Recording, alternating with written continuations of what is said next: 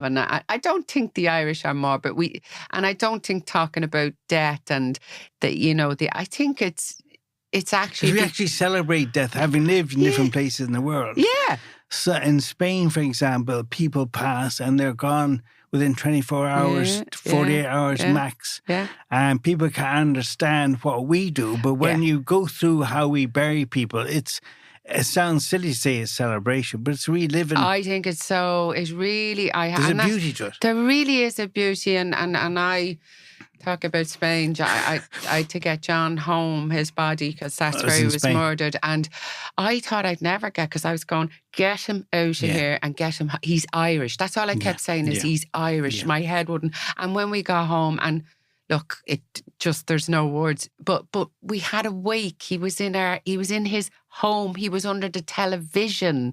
People came and went. There was a bottle of rum on his coffin, thank God, And that is huge. And that is Irishism. And that was honouring a man that was so proud to be Irish, but a very open-minded man who could go global and cosmic, as well. So I don't see any of it as morbid. But when I think of, I've had a lot, I can't think of one great moment. I've had lots of good madness in my life. Yeah. I had lots of friends and a husband who could the very dark sense of humour. And Conor and Amy have a really dark sense. I'd be in the house going, if anybody heard. But it's good for us, but it's our own little pack, But John had a very dark sense of humour and I loved it. Do you know what I did? I was dreadful. Now I think he used to say to me, if he fall or he trip on the stairs, this is dreadful. I start giggling. Isn't that dreadful when I and he used to say to me, you'll never be me carer, Caroline McGuigan. So it's some weird, But you've carried no bitterness, have you? Or you have dark rage. I carry rage. Yeah. And how do you deal with that, Carol? Yeah, so every emotion, you can't stop an emotion, and I don't worry about what comes. And it's like, there's no right and wrong. When they come, it's what I do with them. Sometimes I drink. Sometimes I medicate. Sometimes I do lots of meditation. I would be very much into a very broad way of living life, and I pick groups that I join. But you see, murder is ugly, it's brutal, it's violent, it's horrific. So I deny nothing because I would not do that to my husband. Someone recently said, I'm only going to remember the good times of John. And I went, oh my God, his death was part of his life. And I love him so much. So how do I manage? Some days I'm on my knees, Rossa. Some days I shake from head to toe. I go to different type of treatments that are supportive to me. I am around groups that help me. I'm in a beautiful reading group. My friend, she's a professor and she wrote a book, The Power of Love. She went all over the world to meet all different people from all walks of life. And we read that book and look at, even in the most horrific circumstances, people have found a way to take a step forward. So that's the groups I hang out with now. I've had to walk away from so much. I've lost so much.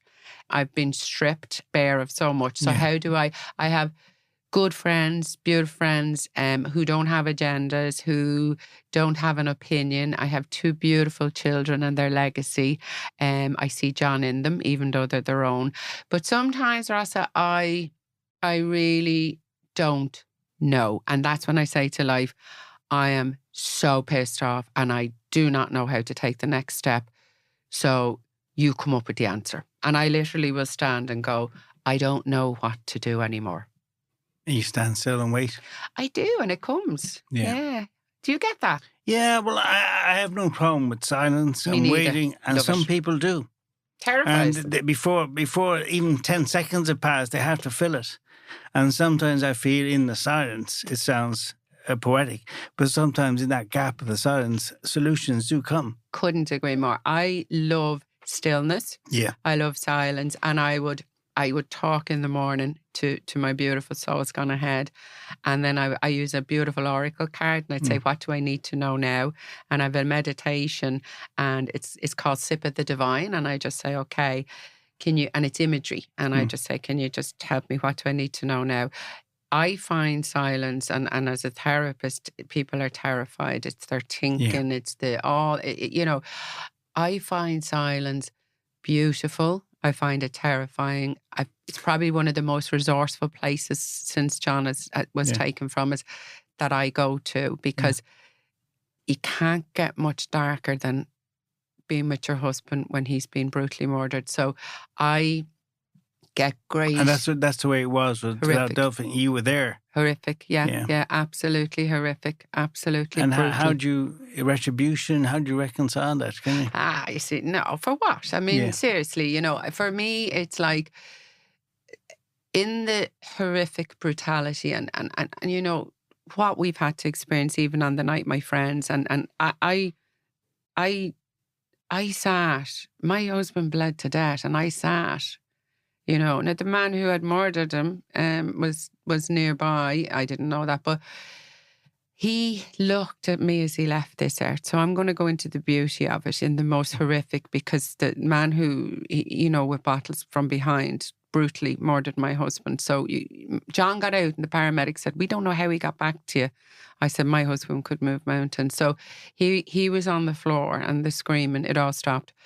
And John looked at me until he left this earth. He died, and I sat in what no person should have to.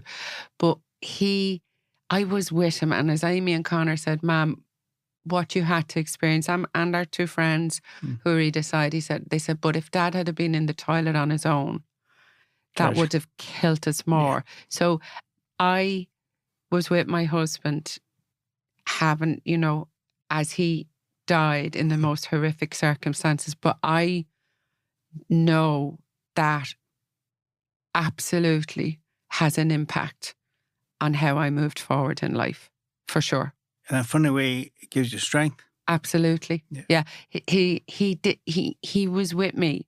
I was with him. And the love, Rasa, in his eyes, the love was divine. It was just and a sadness, but the love, and then there's all that was around us. But I was, and I know for Connor and Amy, I know that makes a difference. Yeah.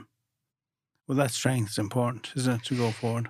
And it's and also the fullness of who you are as a human being, to allow that. Don't buy into the pack mentality. My granddad John's dad, he said to me, he's really one day, I said to him, I have something to say to you. And he said, "What?" And I said, "What happens when you follow the crowd and all, or the whatever, the herd and all?" And he said, "What, Carol?" And I said, "You stand and shite." I said, it's like, don't.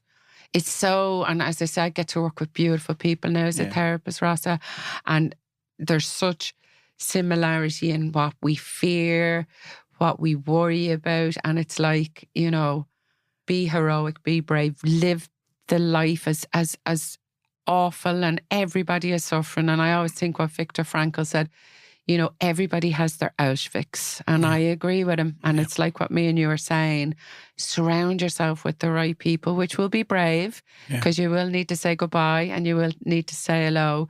And do what your soul, do your passion, even if it's mad and batty. Takes courage. Does that come with age, Caroline? I mean, I look at younger people now, my daughters, for example, and the whole anxiety of every day. You unbelievable. I know it's a first world issue in a way, but the anxiety they self-impose of trying to meet expectations that nobody's actually setting for them. Yeah. And I agree with you. I do. I think, though, if every age talks, there's a lot of wisdom in that. And what I love, if I'm working with people that are riddled with anxiety and fear, and I'd say, okay, back to standing on the shoulders of our ancestors, because we are Shanachis, the Irish, And I would say, okay, you have your nervous system, and your nervous system was created from pre-generation, from who you were brought up with, your community and your culture, okay? So allow that to be. You're carrying elements of it. Don't feel hard done by in the sense of it's like it doesn't define you. But within us, and if we go back to you were saying a word, we have the ability to self-regulate. We have, if we take the ownership. So all of the ages, I'd often talk to my guys and Amy'd say, look, I'm caught in that. And I said, you should be, you're in your 20s, you know. But there's another part of you that has this ability